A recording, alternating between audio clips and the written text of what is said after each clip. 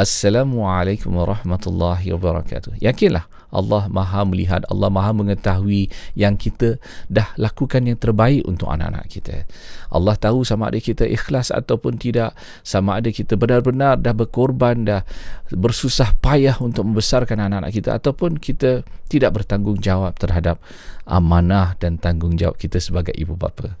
Allah Subhanahu Wa Taala meletakkan kita dalam satu keadaan untuk kebaikan kita, anak-anak kita, dan Allah Maha bijaksana. Mungkin apa yang kita rancang tidak terjadi seperti mana yang kita inginkan, anak-anak kita tak dengar kata kita, sebagainya.